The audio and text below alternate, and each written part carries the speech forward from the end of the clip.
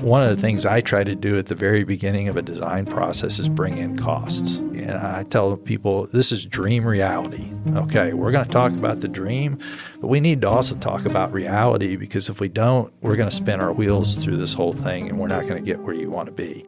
This is episode 163 with Mike Farley of Farley Pool Designs. Enjoy!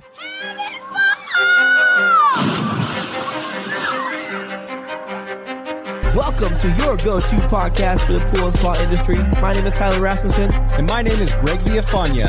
And this is the Pool Chasers Podcast.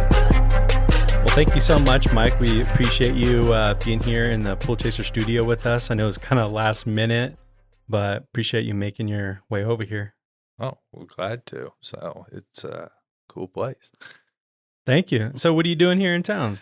So my daughter had her first child, and so we're down just south of here a little bit, and she was very fatigued, and so mom and dad drove out, helped them survive the first week of newborn baby.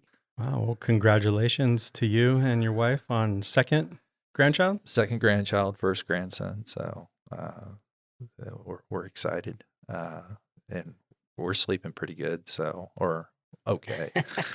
I was going to say, are they helping you get some caffeine in you? We got tons of good coffee around here. That might help. Very good. So let's start from the beginning. How did you get started in the pool business? So I got a degree in landscape architecture, and with landscape architecture, you're expected to go work for a design firm. And I didn't want to do that. I wanted to work in residential. And they were like, no, you can't do that. You're too good at this. You should work for a design firm. And I was like, no, I really want to do residential. And so I started residential work and moved out to California. There was a recession in Texas. And when I moved out there, I started doing landscape design work. And one particular company did a pool company we tried to work with a lot. And I got in with one of the salespeople, and Ray referred me all the time to his clients, and I started doing designs behind the swimming pools. And then after time, I learned about swimming pools, and people would want me to design those in the project. And so I started designing the pools and the landscaping, and then I would refer the project to Ray, and he would do the pool part. Well, Ray would give me a gift card, and he would pocket several $1,000 commission on the whole thing. And then I was like, oh, wait, this isn't real cool. I should sell swimming pools too, but they wouldn't hire me because I wanted to work part-time for them. And then a recession hit in 92. And the recession hit in 92.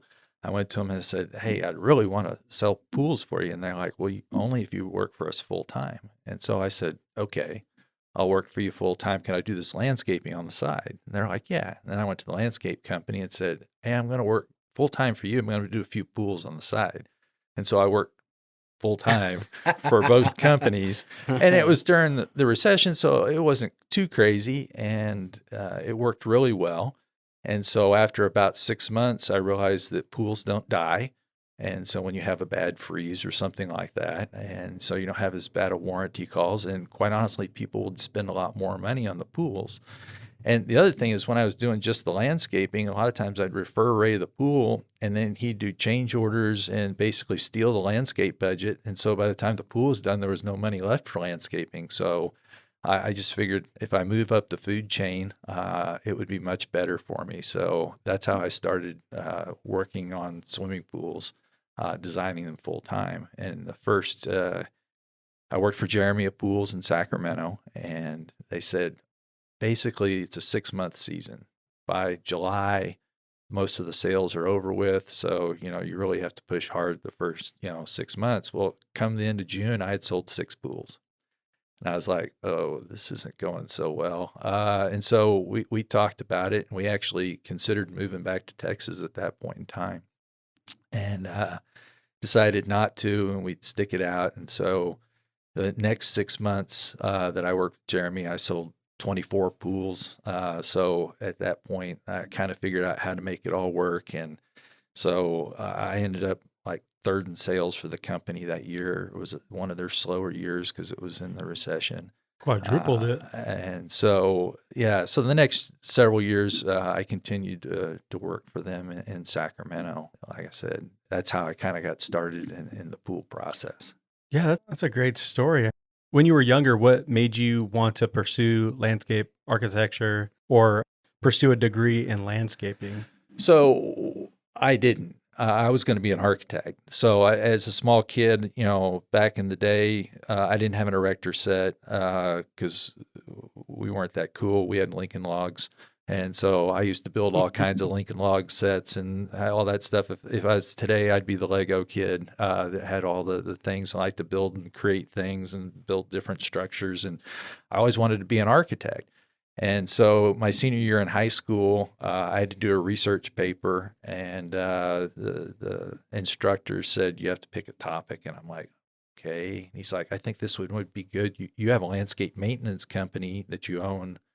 And I was like, yeah. And he said, well, and this is architecture. And so landscape architecture would be a good subject for you. And so I was like, okay. So I took the research paper, and it was like, oh, this is kind of cool. You can do all kinds of things with landscape architecture, everything from golf course design to work for the National Park Service to all these cool different things. And I was like, this is kind of interesting. And then I did a state competition, and I took a third in state in architectural presentation, which was, a perspective of a home type situation. And one of my mom's friends said, oh, well, the students that study the landscape architecture, you should come look at the stuff they put up in the hallways here.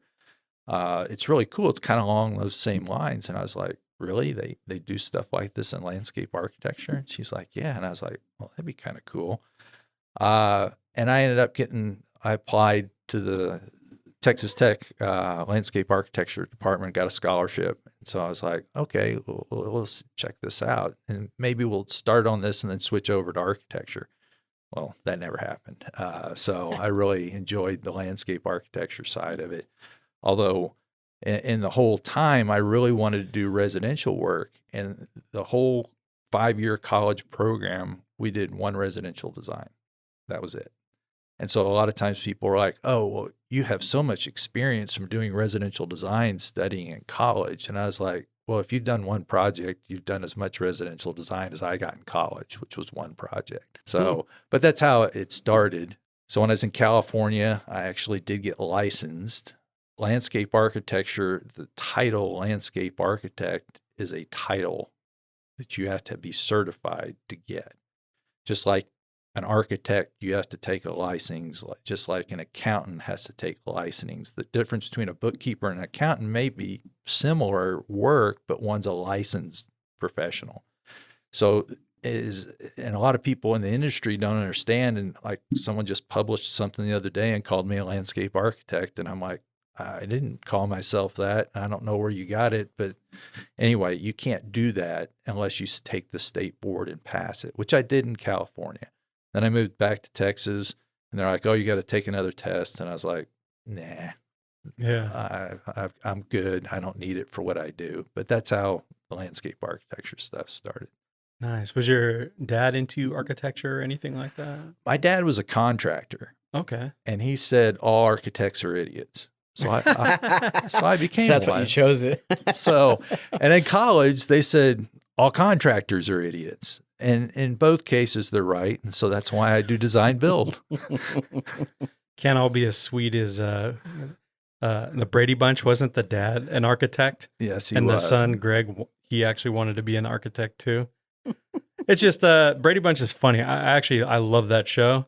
I know it's before my time, but with everything is so perfect. Like the son loves it. The dad's an architect and he wants to pursue it and all this funny stuff. It's like, it doesn't always work out like that. Well, it was in my time, and my family situation was anything but perfect. And so who knows, maybe subconsciously I thought that'd be a cool thing to happen. So, but you're pretty much raised by your mom though, right? Yes. Yeah. My parents split when I was 12. So I was born in Jersey on the shore before there was a Jersey Shore TV show. But that's where we were. Is it accurate? Some of it. I can say, though, I moved as a 12-year-old from the East Coast in the early 70s to Lubbock, Texas. That was culture shock. Sure. So me and my brother and my mom, it was just the three of us. So anyway, we were pretty tight. What'd your mom do? Well, my mom did all kinds of things. She was a waitress. That was the one thing that carried through on a lot of things, but she tried different things. And so at one point, she decided she was going to start a landscape maintenance company. And her labor force was me and my brother. Oh, wow. Yeah. So we're at that point, we're about probably, I think I was 13, he was 12. And so we started Farley Brothers Pool Design. So you could relate to the Brothers Pool Service. Oh, that's awesome. And I was like, why would we want to call it Farley Brothers? You own it. We're the labor. She says, well, you might want to keep it and keep going on it. And I was like, well, I don't think that's going to happen, because she was always pursuing some new thing. Next year it would be something else, and the next year it would be something else. She was always interested and intrigued by trying new stuff, but it kind of stuck when she decided to quit doing it. I went out as a 14-year-old and bought a car and started towing my landscape equipment around and kept maintaining the properties that we had. And In a car? In a car, and in the trunk. In the trunk? Lift the mower out of the Oh, trunk, the edger out of the trunk, the whole 9 yards. And so it was a big Buick Skylark, big 67. So That's a big trunk, but still, that's a big trunk. You put a drivable lawnmower in there. So just about. So anyway, by the time I was 16, I had 2 employees that worked with me, and one of them had a Bronco, and so I bought a trailer and we moved up. That's crazy. My first car is a Bronco, and we had our first job was delivering mattresses with a trailer. So I had attached the trailer to the Bronco, and that's what we did. Yeah, that's fun. That's awesome. So when I turned 18 and was going to college, the way I paid my tuition the first year was I sold my landscape equipment in my landscape business.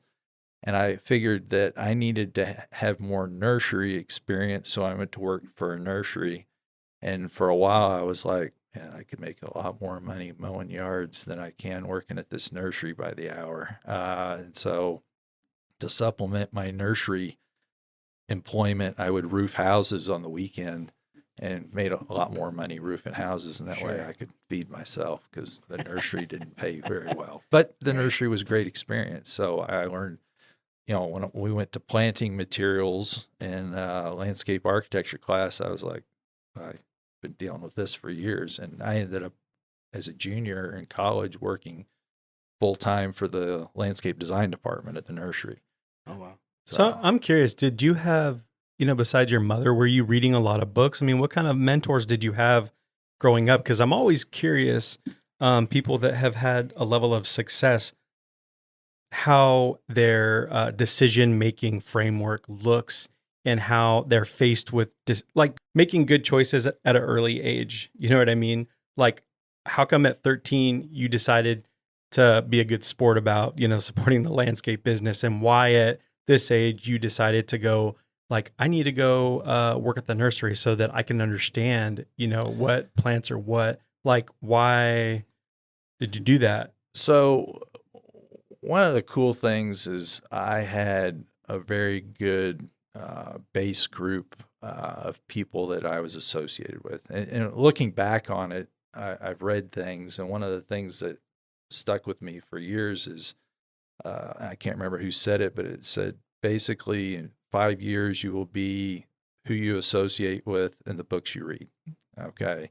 And what I didn't realize is when I was a kid, church life was a big deal in our family. And my mom picked the church that we attended to based on the youth group that they had. And I went kicking and screaming the first time that I had to. She's like, you're going to go and you're going to like it. And I'm dropping you at the curb and driving away. And I was like, I am by nature very introverted. And a lot of people don't know that, because I've forced myself to learn to communicate to people and interact with people.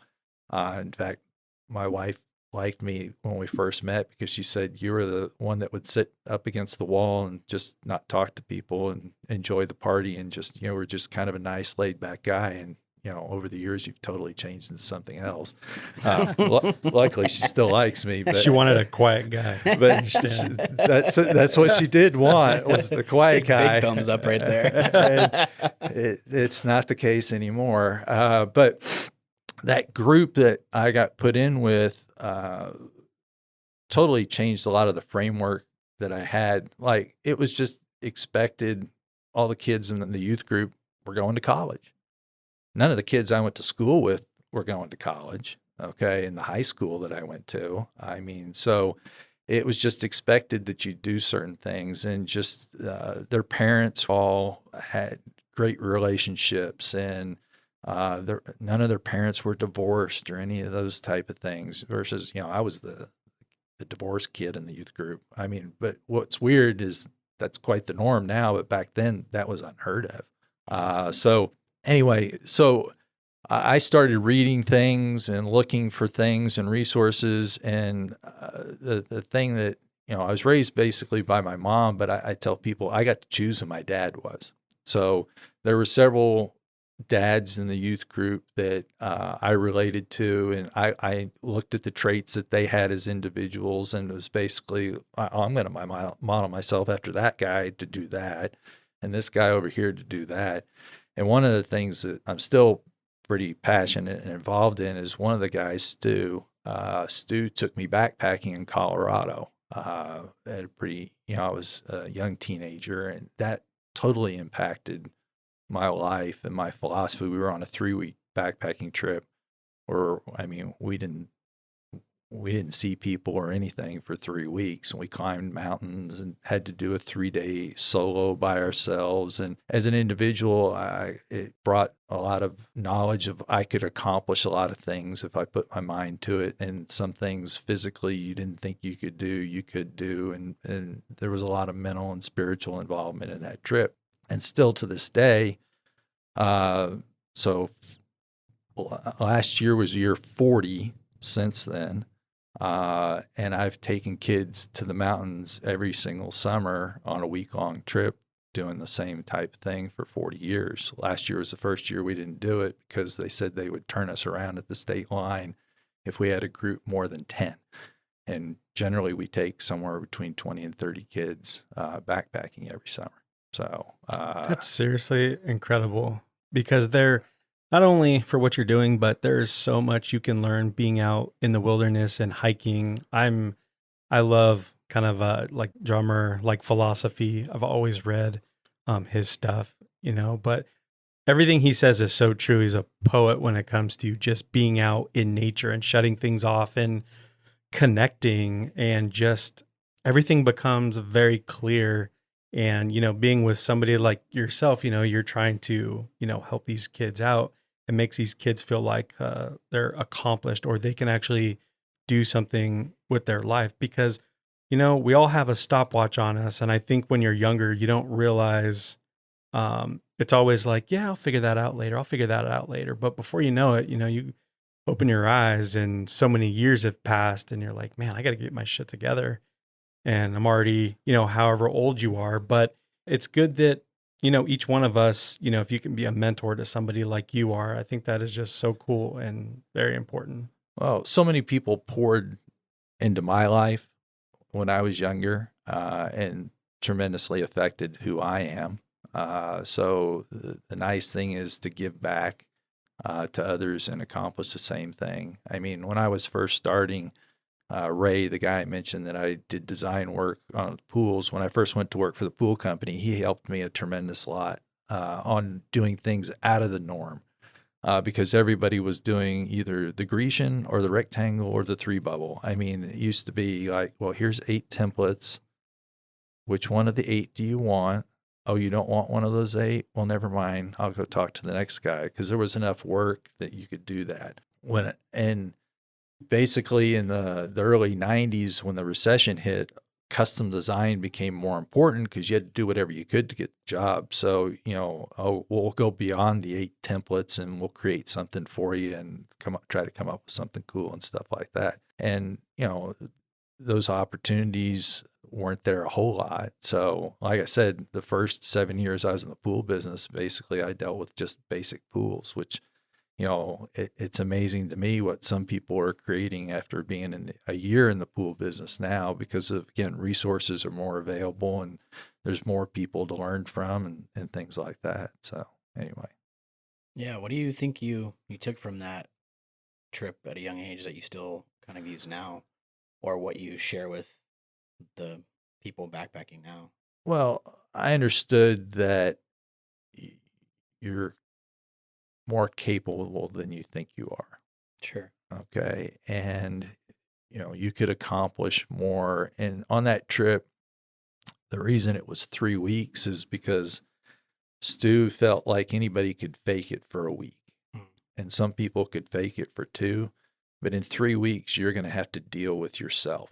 Yeah. Okay. And in dealing with yourself mentally, physically, and spiritually, you're going to become a changed person.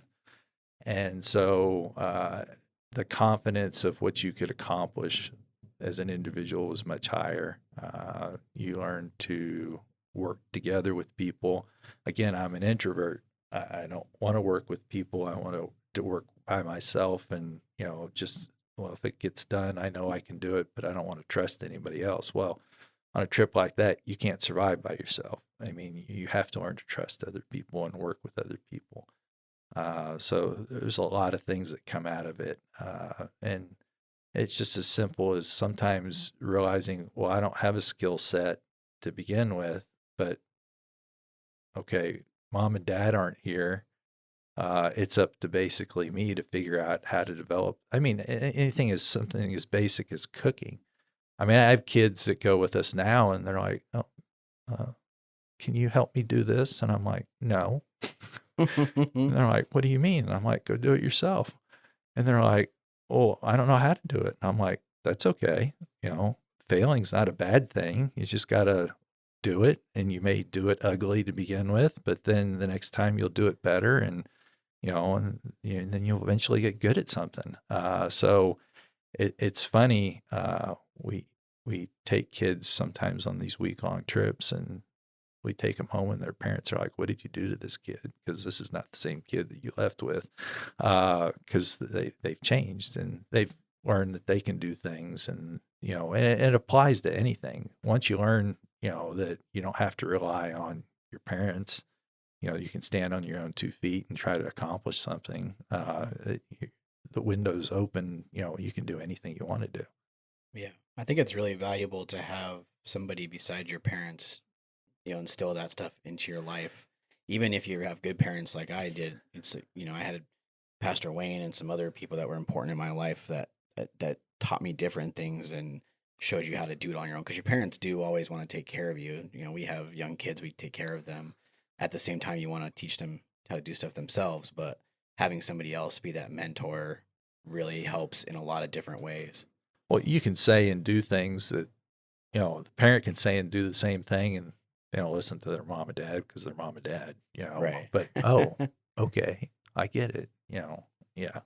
Yeah, I don't think until you get to like your late 20s, you really appreciate what your parents taught you. Like, it takes a while to get to that point. Or when you start having your own kids, you're like, oh. I know, it seems like you're always just embarrassing them. Like, Dad, why are you waving to them? Making us look like idiots. I'm like, that's what people do. Right? Shut up. It's like, dang, you're only, how old are you? 8 years old. What do you mean? Question me. I'm the coolest guy around here. It's hilarious. We're going to take a quick break. When we get back, we discuss how Mike draws inspiration from nature, his philosophy on designing pools, and his unique business model of mostly doing just the design work. This episode of the Pool Chasers podcast is brought to you by Pentair. Pentair is dedicated to elevating the pool experience for their dealers and customers. As a leader in the pool and spa industry, Pentair brings connected, efficient, and quality products to pool owners, helping them save time, money, and effort so they can effortlessly enjoy all of life's moments that take place in the pool. Pentair's pool solutions are engineered to filter, clean, and sanitize water, while Pentair automation products like Pentair Home app make it all easy to control from anywhere. Pentair has innovated to create tools that empower pool owners to easily control their pool maintenance. Two recent solutions include the Prowler 930W robotic in-ground pool cleaner and the ChemCheck water quality monitoring system. In addition to streamlining pool maintenance routines, pool automation can help pools run more efficiently. By leveraging Pentair solutions, you can help your customers set pre-programmed schedules to automate a variety of pool maintenance operations, from pump speed and flow to water quality. So check out pentair.com/pool to explore the many ways you can help your customers spend more time enjoying their pool and less time worrying about the maintenance. For more information, click the link below in the show notes. So I was thinking a little bit, I mean, that's truly feeding your soul, and I'm sure that gives you tons of energy, but I started thinking that it must help too. I mean, you get 10, 20 kids together and you're out, in the wilderness. It could be good inspiration for designing pools because, what is a backyard and what is a swimming pool? It's this little resort, and it's a gathering of people. It could be a sanctuary. And how are they using it? Because we're trying to create an environment in a backyard where people can sit down and relax and have good conversations and all these different things. And that's exactly what you're doing out there in the wilderness is like, are they, their shoulder up against a tree having this conversation? Are they sitting on that log? Like, what's their body language look like? What do they, how far away is that fire pit from this tree, from this bench? And what are they using for the restroom? All these different things that you can really kind of, not that it's everything, but like we talked about before we started the interview, I love Dwell Magazine. And those are some of the pieces that I don't build stuff, but you start looking at things, even in nature. And it's like, oh, maybe that could be utilized, something similar to that in this build. I would say that nature is a great resource, and the fact that you get a lot from it. And in today's modern pools, a lot of times people are like, well, it's not a natural pool. And it's not the shape of the pool that creates the environment. It's the setting, and so you have water, you have the sound of water, you have places for people to interact with each other. They're outside, you're cooking, you're hanging out, you're making your s'mores, all those things. Yeah, people want that in their backyards today. They just don't want the wood smoke that goes with it. But other than that, a lot of times people are trying to create an environment that, that they can take their kids into, and without having to go to the wilderness to do it. The cool thing is it's outside my back door every day. I don't have to just go once a year to Colorado to experience it. I get to experience it every evening when I come home and play with my kids. And so that interaction. The other thing that is a draw is a lot of times people are like, again, I want my kids to hang out with other kids. And so I need this place at my home because I want to make sure that, they all enjoy each other, but I want to keep an eyeball on them too. So I have a lot of parents that come to me and they describe the pool. They want to be the pool that people come to. Mm-hmm. And so that's where a lot of times certain elements get incorporated because they want all those features to draw, especially junior high and high school kids. A lot of phone charger next to the. So I have a lot of clients that are right now, because TVs have been a big part of outdoor situations for quite a while. I have a lot of clients that are like, no, this is the electronics free zone.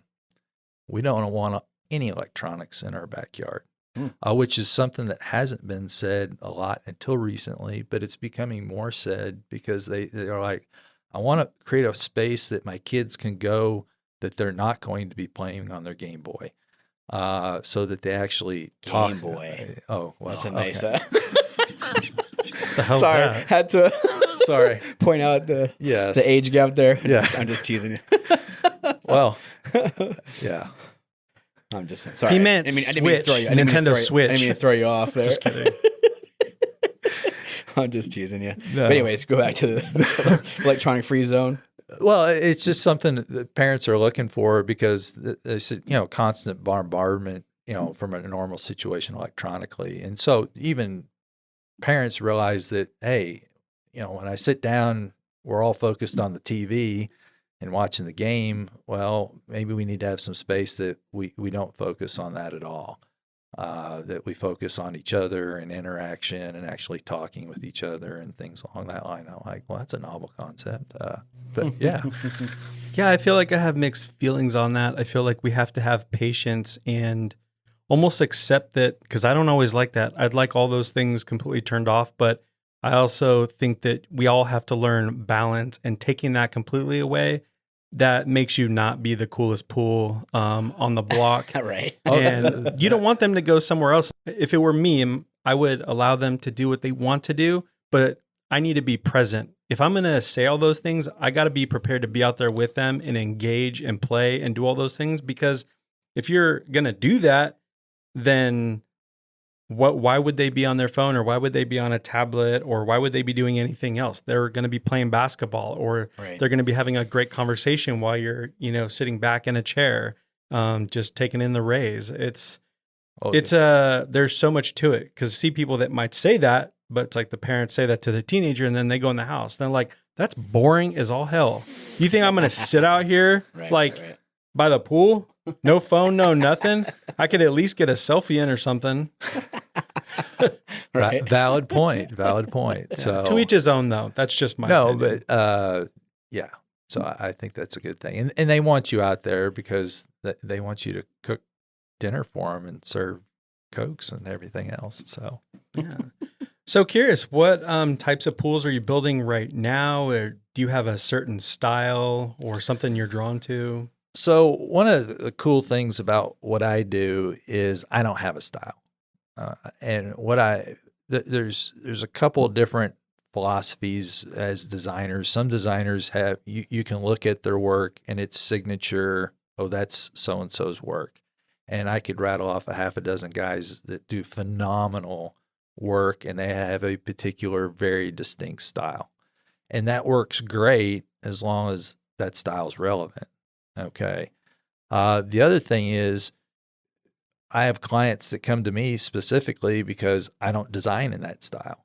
Okay. I have clients that come to me because they're like, well, right now everything's modern and square, and I don't want that. I want this over here. And you're one of the only ones that I've seen that do that. So my philosophy is I take the architectural style of the home, I take the yard, I take what the clients want, I create from there.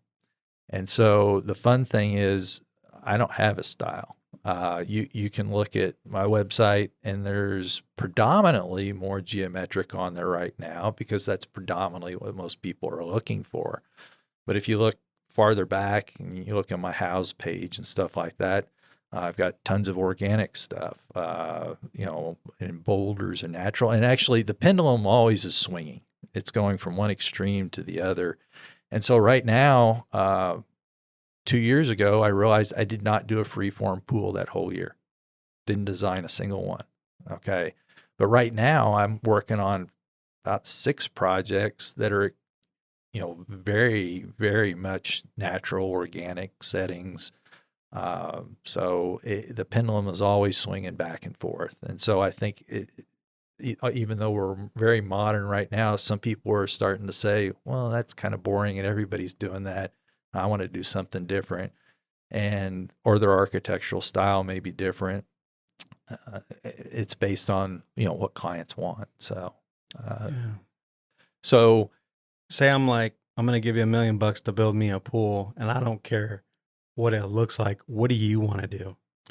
Well, people ask me that. So they're like, well, just design it. Just you do what's best. And the thing is, every client has something that they like. Okay. And so I spend a lot of times with clients initially talking with them. And if I talk to somebody long enough, they're going to have a unique pool. Okay. And so I ask tons of questions about how they're going to use the pool and the size of their gatherings and is the pool more for relaxation or is it more for activity? And so you end up with all these different things and you end up with totally different designs. So to answer your question is I'm not going to have a favorite pool. My favorite thing is to create something unique, which is for them. Okay. So even when I went to design my own swimming pool, that was the hardest thing in the world to do. And so I eventually said to my wife, okay, you tell me some of the things you want, and then I'm going to put my spin on it. And so that's how we ended up creating our own pool, although she wanted a diving pool. And I said, no, we needed to do a recreational depth pool, which everybody in my family hated, although we were the pool where all the kids hung out. You still got it. There you go. Extremely well, probably because she cooked for them too. So, that's it. Between chicken spaghetti and fire pit and a spa and a pool, we had a football team that lived with us for about 4 years. That's awesome. Yeah. It was really weird when Trey left for college. It wasn't that Trey left. It was everybody left. We didn't have 8 or 9 boys every weekend in our backyard, and no, not our backyard, in our home. They lived there. But that was the way we wanted it. And so that's what we created, and, they came. Yeah. I think what makes you unique to be, you don't really own your own like pool company per se, right? It's a design firm where most people are designing and building the pools, and you're not really doing that, right? I know you've been kind of one of the first that kind of had that philosophy. I talked to Reid a little bit yesterday about it, and he really said that's kind of what you stands out about you, is just that you were one of the very first to kind of have that style. Well, I've always been a designer, and that's my niche. And everybody talks to me and they're like, well, why don't you start a pool company? And I'm like, well, if I start a pool company, then I won't get to do what I like to do. I'll have to run a pool company. And so that's not what I'm interested in doing. And the cool thing that I have set up right now is, Claffey Pools does almost all my installations, because I won't work outside of DFW doing design work right now. There's so much demand in the industry. People are like, well, can you design my pool in San Diego or Miami or wherever? And I'm like, no, but I know somebody I can refer you to. And so I refer them to them to do the design work there. But the cool thing is, I get to design stuff. And that's my focus, and I don't have to focus on anything else. And if I create something, well, the cool thing is Charlie Claffey can build anything that I can think of. So what you have to do is you have to find a good team to work together with. So if you're doing design work, then you need someone that's a good contractor to do the work with you. And that's one of the things that's sometimes a challenge. If you work outside of an area, you don't know who the good contractors are. But it's really been cool for me because I get to be creative and do what I do.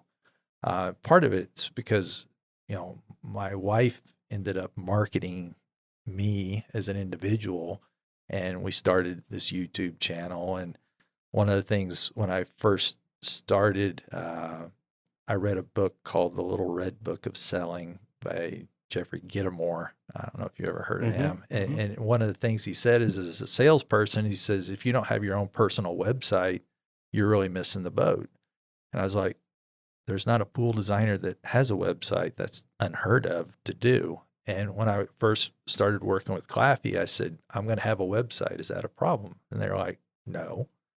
And so, but it was a couple of years before we even started one. But we have a website, and we started making YouTube videos, and then people started calling me wanting to do design work, all over the place. So it's a cool opportunity. Right now we just want to focus on Dallas-Fort Worth. But and then the nice thing is, because of all the people I know in the industry from teaching over the years, I know through Tributary and through Genesis and through Watershapes. I know all these different people that I can refer people to in other areas. So it's a good network. Yeah. Well, I think that's becoming a little bit more popular is people designing, but I think you're one of the first for sure that actually did that and built that relationship with the pool company, because that isn't easy either. That pool company, Claffey Pools, has to trust you, with their clients per se. You guys are sharing clients. It's a whole challenging thing that most people don't have to deal with. But It's a different process, and it's worked really well for both of us. yeah, We're going to take another quick break. When we get back, Mike shares his process for meeting with clients, some of the current projects he's working on, and how he stays inspired. This episode is also brought to you by Lion Financial. Partner with the industry leader in swimming pool loans, Lion Financial, to make backyard dreams come true. Lion Financial has financing options for swimming pool and home improvement projects of $5,000 and above, including pool equipment. Their programs offer your customers the very best in pool financing solutions, including rates as low as 2.99%, terms up to 25 years, unsecured loans up to $150,000, and options available for credit scores of 620 and above. Their newest program offers their lowest rate for a long-term loan ever. It's 4.99% for a 15-year term for amounts up to $125,000. It's absolutely free for pool contractors to partner with Lion Financial. Financing options make it easier for your customers to say yes to a pool. Lion Financial never charges prepayment penalties or consulting fees to your clients, and partners with both you and your customers until the project is complete. Lion Financial pays pool professionals directly, ensuring you are paid on time and in full, with flexible draw schedules available upon request. When it comes to something as important as a pool, work with true professionals who have the best interests of both you and your customers in mind. With more than 42 years of experience specializing in pool financing solutions, why trust anyone but the experts? For more information, listen to episodes 94 and 152, click the link below, or call Lion Financial today. What's your process like when they want you to do a pool for them? What's the next step? So what I do is initially go out and do a consultation with people, and With the homeowner? with the homeowner. Okay. So I'm going to go out and I charge for going out on the initial consultation. I know some people do consultations for free, but one of the things. So I'm going to stop you right there because I am a little bit curious. So are you charging your Farley Pool Designs is charging the customer, or you're charging Claffey? No, I'm charging the customer. So the customer is hiring you to do the design, That's and correct. then they are hiring Claffey to do the pool build. Correct. are you hiring They don't- Claffey or No. so they're paying Claffey directly? They pay Claffey, and then Claffey pays me a commission just like they do any other sales rep. So Who do they usually go to first? And like, are they finding you first, and then you're like, this is who's going to build the pool? Or does it sometimes work where they find Claffey first, and then they say, okay, well, Farley Pool Designs is going to have to contact you and set this up? So most of the stuff comes through Farley Pool Designs. Okay. There is some leads that I work with Claffey, and they're like, hey, this is a unique project. We want you to work on it. And so I work with them on that project. But most people are contacting me through, Instagram or Facebook or, YouTube. They see something and we have them fill out a contact sheet on the website, and then we reach out to them.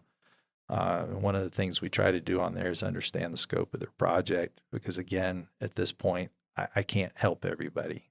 I don't Sure. have a huge design firm. It's me. So right now I can only deal with projects of a certain size. And there's lots of guys that I can refer to simple stuff on. So I'm dealing with more complex projects. So I'll go out and do an initial consultation.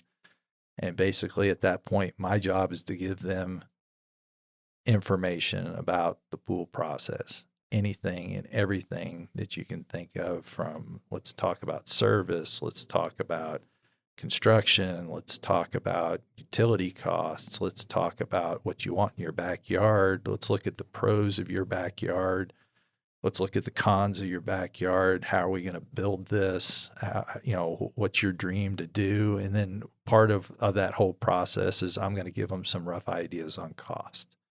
And that I'm kind of unique in that aspect because I'm from the design build side.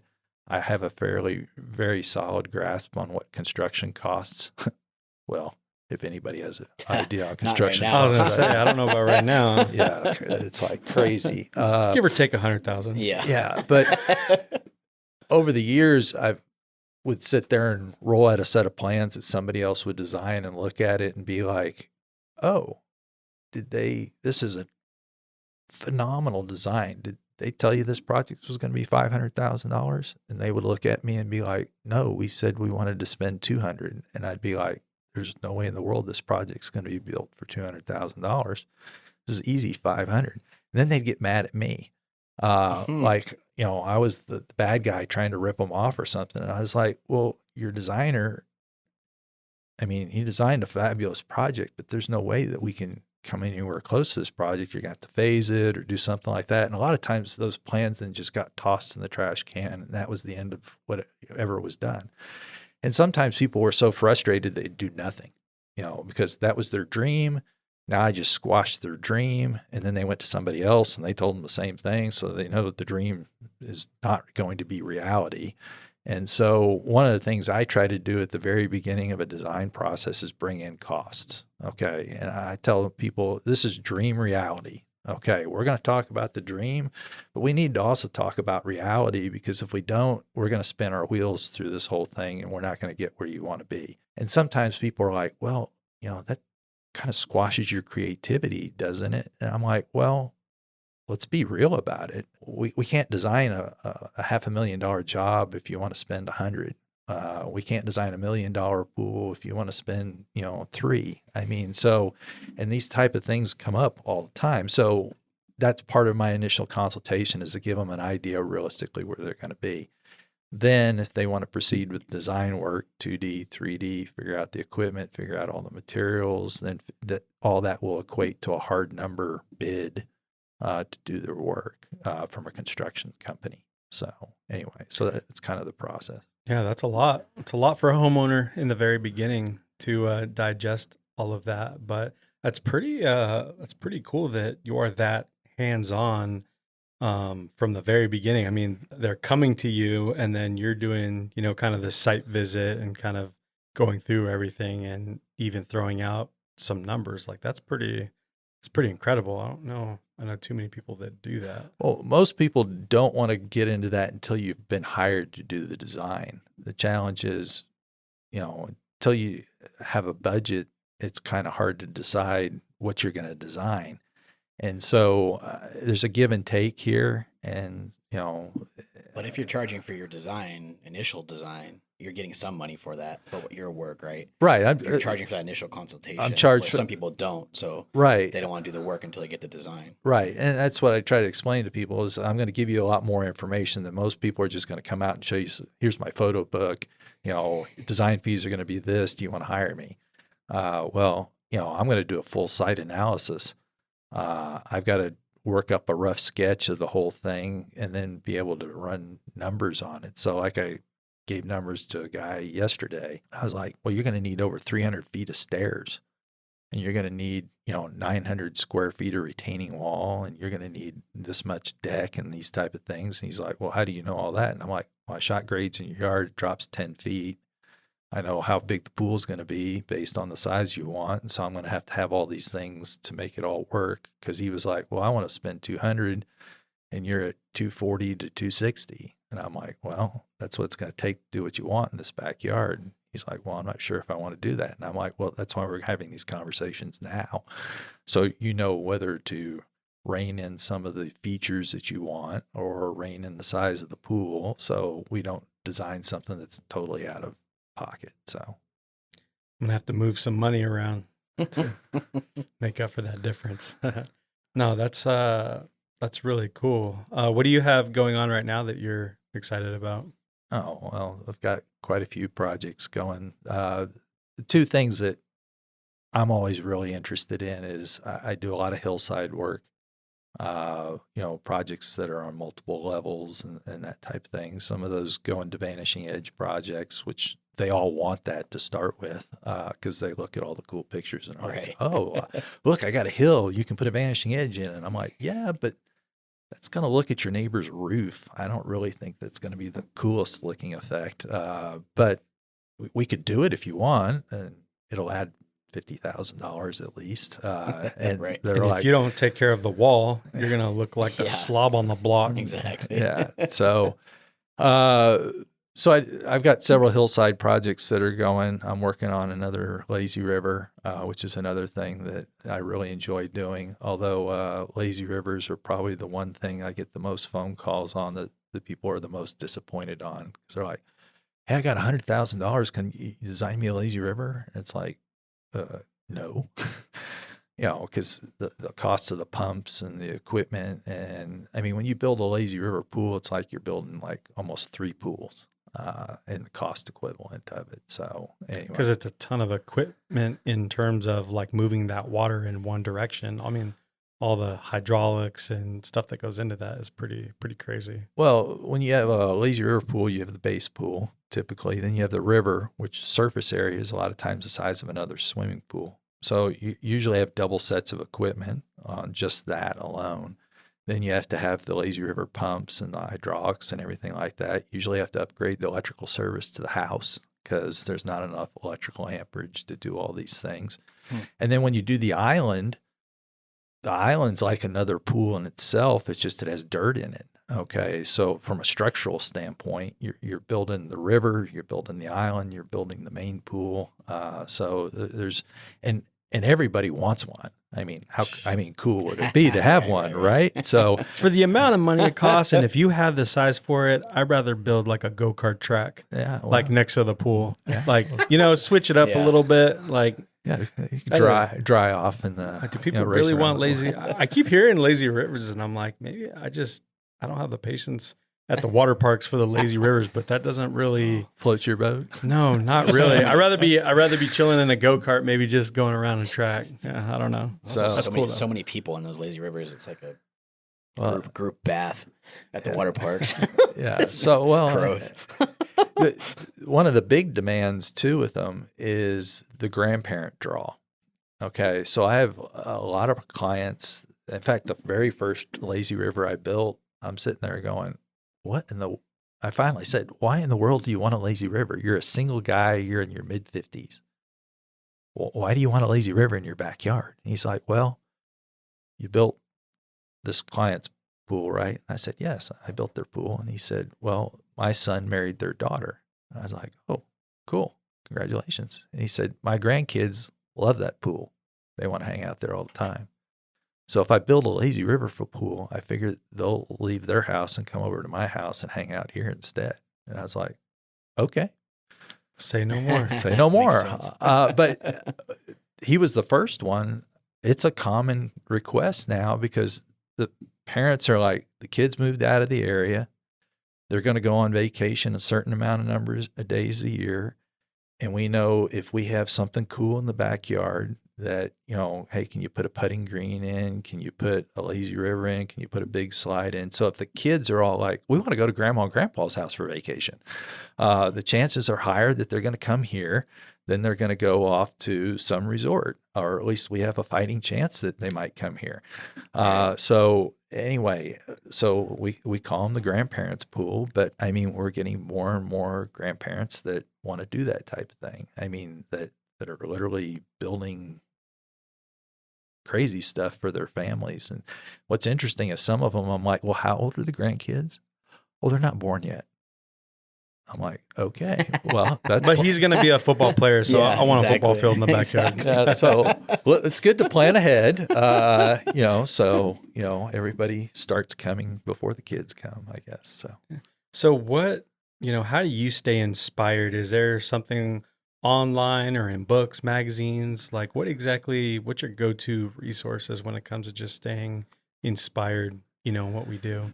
Yeah, so Instagram is one of the things that I probably gives me the best inspiration, because right now I can pick up my phone every evening and see 25 new cool projects that people are doing and how they've used materials and features, or how they solved a problem, or how they created a certain look, or those type of things.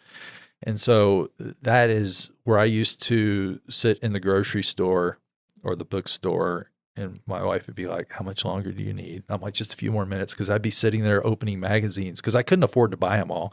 And I'd just be flipping through the pages. And she's like, what are you looking for? I'm like, I don't know. I'm just flipping through to see if I see something cool.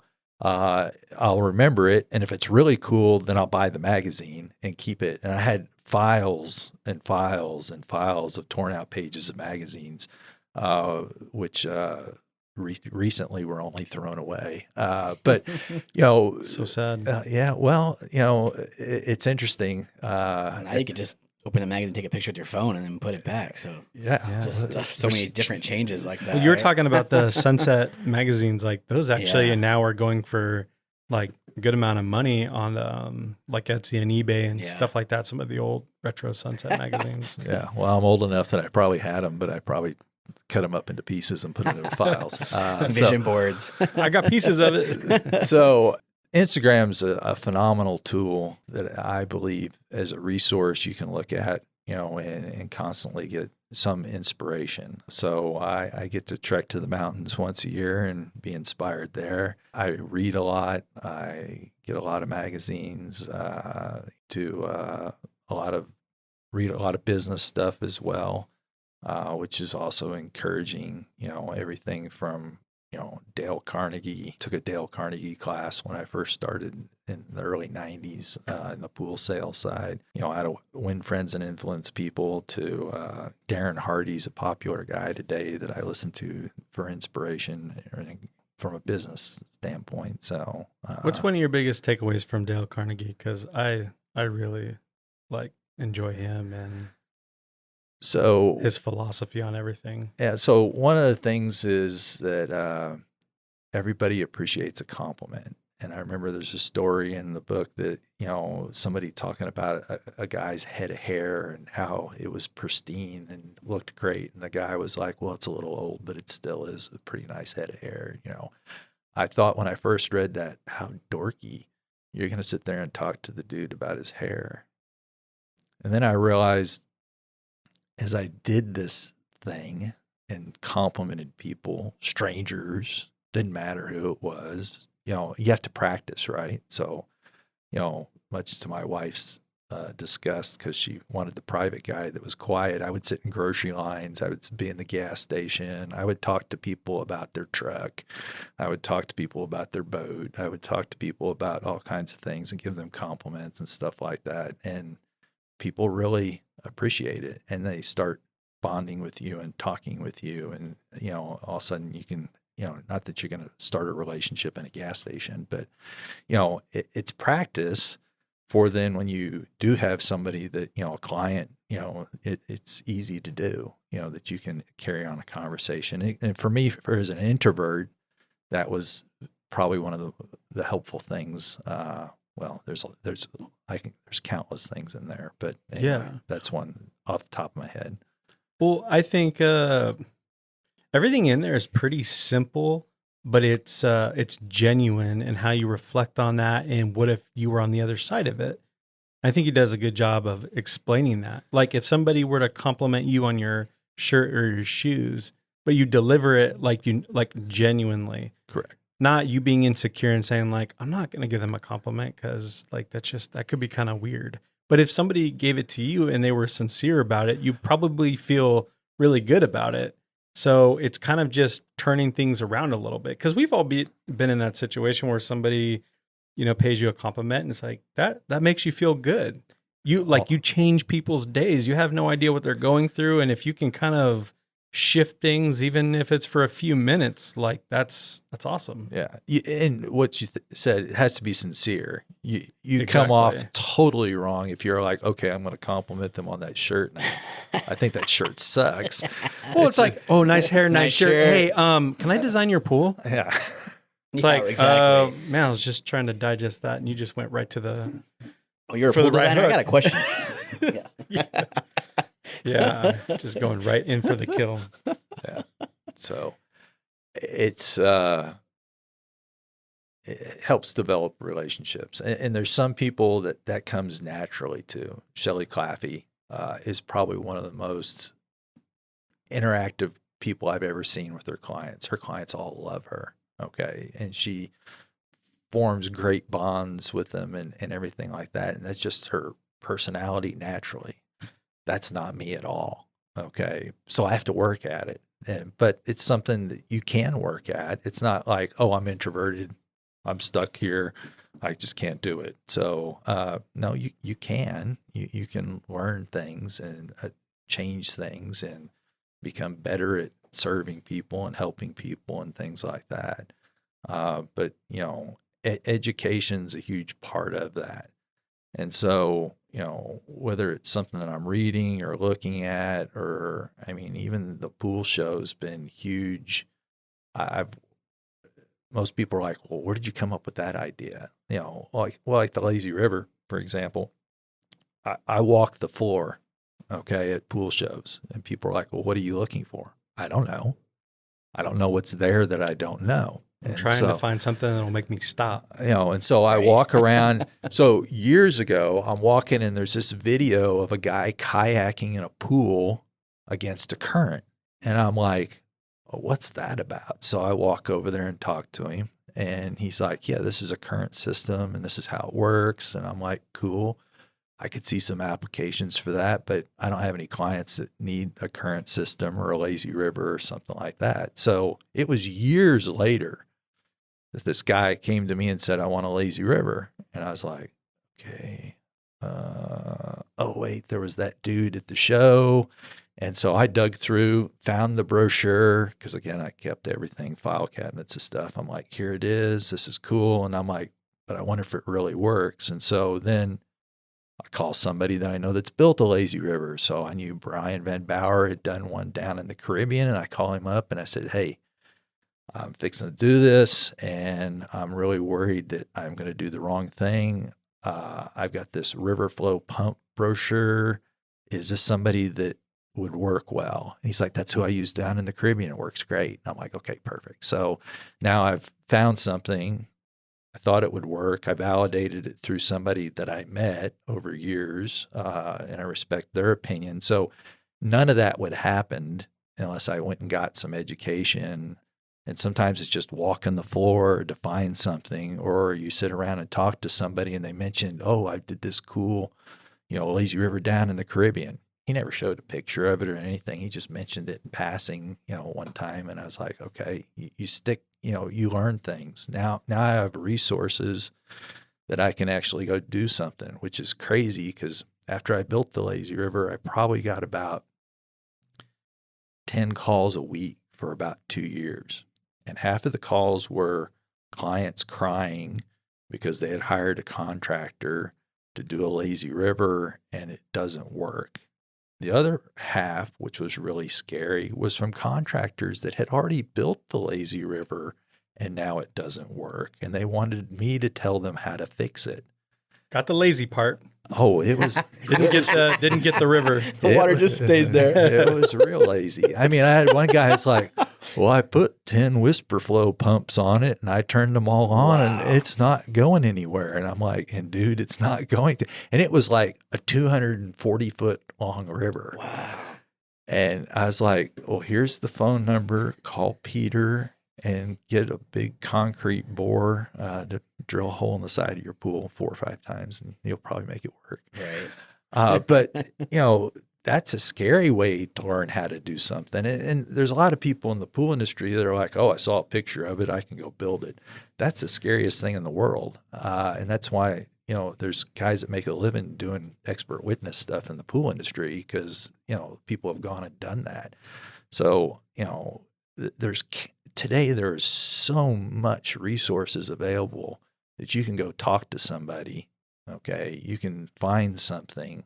You can go to the pool show and, you know, you can sit in a class and they'll teach you how to do it. Okay. So you don't have to go learn how to do it on your own. The best experience is somebody else's, not yours. Okay. But some of us are stubborn and we still have to go make our own mistakes still too. But anyway. But I think before I forget, with that being said, you got to do your part and constantly help people without expecting anything in return. Because it always, things will get paid back to you, and you probably won't feel so awkward or weird when you're asking somebody for help and advice. You know, you're just doing the right thing. If you know somebody needs help with something, like go out of your way, maybe not charge them or anything like that, and just help who you can. Because if somebody tells you no and you say no all the time, like, what do you expect? Well, that's if you're going to look for resources, yes, you have to be a resource as well. And over time, when you become the old pool guy, you become the resource because you've screwed up a lot more things over time and figured it out with others' helps how to fix it. And so that's why they have me teach at the pool show, is because they're like, wow, he's been doing this a long time, and he'll actually get up and admit the mistakes that he's made. Hey, we'll have him teach again. Right. So, which, you know, Isn't that what Edison says? He knows like a million different ways not to make a light or how to make a current. Right. But the best thing is if somebody else had already made it, go talk to them first. For sure. Yeah. So, All right. Well, we reached our last break. When we get back, Mike shares how he's mentored several other designers in the industry and what the $1 Million Pool Challenge is all about. This episode of the Pool Chasers podcast is brought to you by Ledge Lounger. Families all over the country are building the pool of their dreams. The perfect addition to a pool that will host young kids is the all-new Signature Slide. Similar to other products, the Ledge Lounger Slide keeps that same great look and style, coming in 12 different colors. The smooth slide area, slip-resistant steps, and rounded edges create a safe space for your clients' children to play while they relax nearby. It's designed for ledges 0 to 12 inches of water for ages 3 and up with a weight limit of 70 pounds. It's also built to withstand sun, weather, and chemicals of any pool or outdoor environment. To learn more about the Ledge Lounger Signature Slide, visit ledgeloungers.com or click the link in the write-up below. I think one thing's cool about, when I talked to Reid Schindler yesterday about it, that you've also taken people like him under your wing and mentored them through design as well, which he said there's like 6 or so people he knows that have kind of gone under you and done that. So can you talk about that for a little bit? well, so my opinion has always been, and again, this is a business thing that I think Darren Hardy probably said, although I started this before I even knew who Darren Hardy was. My feeling is there's certain things I can do really well, and there's other things I'm not as good at. So if I can go hire somebody to go do the stuff I'm not as good at, and their time that they put in, I can go do something that I'm better at and make more money, then I'm more productive. So even back before I even got into the pool business, I hired people to do my drafting. I had hired people to do my base sheets. I hired people to do the landscape labeling on all the plants and all that stuff that I was doing. I mean, this was years ago, and people were like, you're an employee and you're hiring your own employee? This isn't the company's employee. This is your employee. And I'm like, yeah, because I get paid a commission. The more stuff I can sell, the more money I'm going to make. So, I mean, I was doing that way back.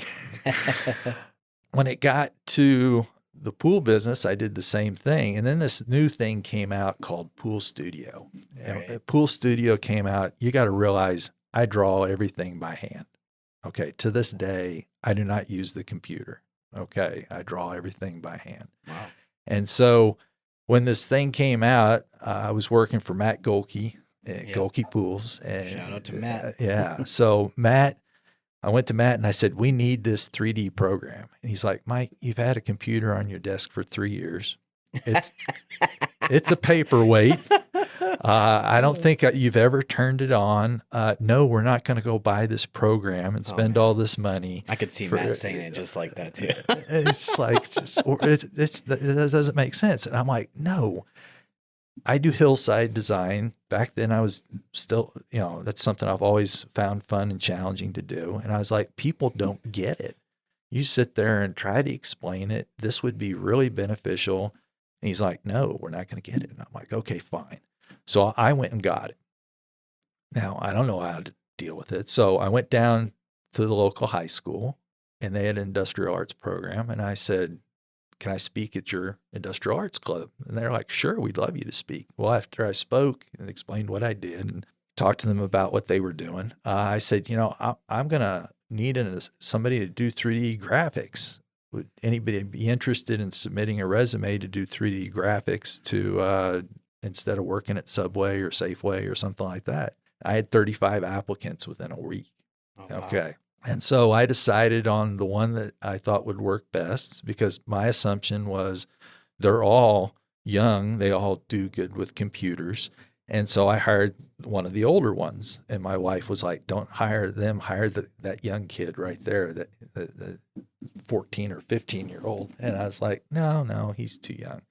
Anyway, so I hired the one girl, and luckily she was leaving for college in 6 months because she didn't know anything about computers. My assumption is they all would. Okay. And so she knew, I mean, it was like the blind leading the blind trying to figure out this pool studio thing. So I was like, okay, you can just draft my base maps and I'll just, once you're gone, I'll go hire the one my wife said I should hire. And so then I called him up, and that was Reid Schindler. Okay. And I called Reid up, and he's like, I was so disappointed I didn't get the job. And, I was like, well, the opening is now opened again. And, I'd like it. Well, Reid had done 3D graphics and gone to state as a freshman in high school. Very good at it. And so, yes, Reid worked for me for several years. Then I left and was working with Claffey. And so Reid decided to go to college and decided after a semester not to study engineering and become a landscape architect. And so he worked with me at Claffey. And so every summer, for a number of summers, I actually hired an intern. So after I couldn't use Reid anymore and he graduated from college and became a salesperson, I would hire other landscape architecture students for the summer. And then they said, this works pretty well. Actually, they gave me an assistant, which was actually somebody that had graduated in landscape architecture that worked for me for a couple of years. So that has, yes, I've had several people that have worked with me in that capacity. So again, there's certain things that you're good at. There's other things that you're not. Find what you're not good at, hire somebody to do that work, and you can be more productive. And quite honestly, they may love what you hate. Okay. Right. So, it makes a better all around team. This profession is extremely difficult because it requires so many diverse knowledge base. I mean, you have to know design, but you also have to know construction, how to build things, and you have to know how to estimate it, and you have to know, all these different things. And there's nobody that's good at all those things. Right. Everybody's got their strengths. Everybody has their weaknesses. So once upon a time, I was told by somebody in the pool industry, you'll never make it as a designer. And I was like, why? He's like, you're not social. You have to be social to be a good designer. You have to take them out and wine and dine them and that type of thing. You won't even drink alcohol. So, this is, you're just not going to be able to make it as a designer. And I was like, because that's how he works. Sure. Okay. But, then I saw Skip Phillips and I was like, well, Skip Phillips is like the ultimate engineer type thing. And he's a pretty good designer. So, okay. Everybody's different. Sure. Okay. So you just have to realize, what you're not strong at, and then get help in that aspect. So that's why I hire people to help me. No, I think that's really cool. And I think you've been able to share and help a lot of people that way. So that's awesome. Now we'll wrap it up here shortly, but I know you wanted to mention the $1 Million Pool Challenge that you and Reid kind of started. Do you want to talk about that before we wrap it up? Yes, most definitely. So the $1 Million Pool Challenge was developed to help people expand their design capabilities. The challenge we have as designers is, okay, we've got this cool project to work on. We've never done anything like this. How are we going to do it and not lose the job? Okay. And so most of the time you're not going to perform as well because it's your first time to do something. Okay. The $1 Million Pool Challenge was put out there so you could try to design things and then also see how other people respond with the same program. Okay, so everybody's got the same site. Everybody has the same client. Everybody has the same client wishes. Okay, so all the criteria are exactly the same. So now I get to come up with a solution. The cool thing is after I'm done with that solution, I mean, if it's one of the top 5, hey, I get a trip to the pool show. That's great. And if it's one of the top ones, I get some money. That's even wonderful. But really, that's not the purpose of the whole thing. The purpose of the whole thing is now when I'm done, I can compare my solution to other people's solutions.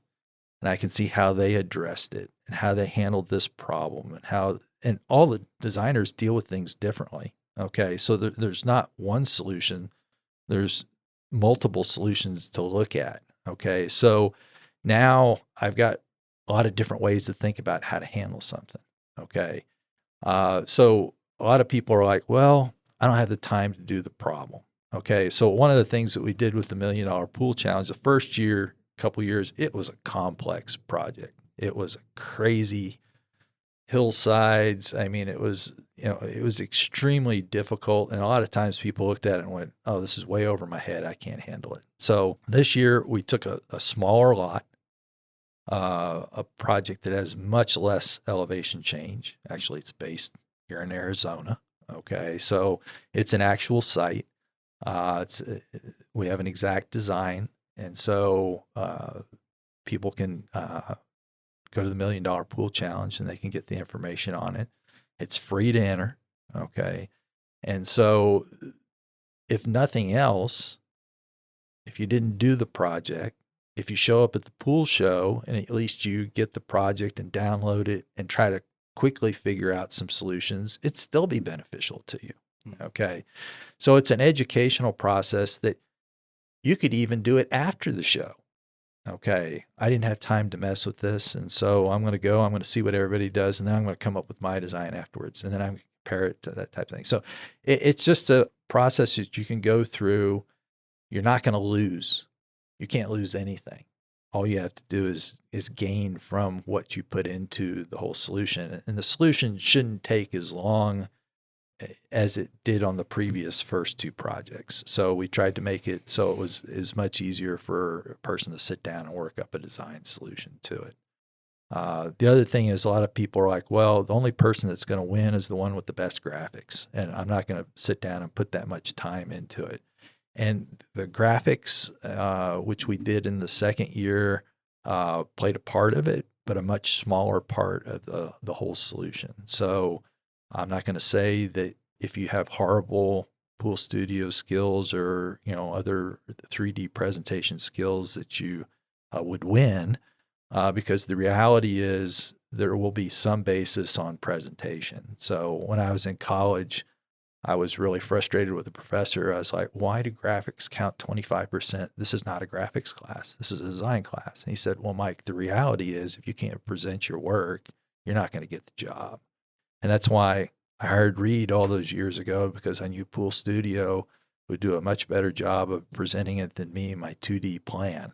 Even my hand sketches weren't going to do the job. And yes, some people are like, well, it's not quite as realistic. Well, it does a marvelous job of presenting things. And so, again, one of the things is people have done different presentations on 3D work, and that and so a lot of people are trying different things because of that. So it's just an educational process for everybody to learn and grow through. So anyway. Yeah. Well, I think it's awesome. I've talked about it with Reid a few times, and I think what you guys started is really cool. So, and we really appreciate you coming down here and being on the show. And I know it's last minute, but we're really glad that we can make it happen. So we really respect all you do, and thank you for your time coming out here. Well, thank you for all y'all do. I mean, it's really cool that, you guys cover such a diverse part of the industry and really give us all something to look for and learn from. Awesome. Thank you. And what's your website again? Well, Farley Pool Designs, or you can also find me on YouTube under Mike Farley. All right. I will put all the links in the show notes. So thanks again. Thank y'all. Hey, Pool Chasers. Thanks for listening. We hope you enjoyed the episode. To connect with today's guests, including pictures, links, and resources from everything discussed today, you can visit the episode page at poolchasers.com or click the links below. To connect more with us, you can find us on Instagram, Facebook, and Twitter by searching @PoolChasers. If you would like to support the podcast, the easiest and most effective way is to subscribe to the show on Apple Podcasts, Spotify, and YouTube, as well as share the show or your favorite episode with a friend or on social media. Also, you can get early access to each episode by supporting us through Patreon. We know your time is valuable, so thank you for sharing some of yours with us today. See you out there, Pool Chasers.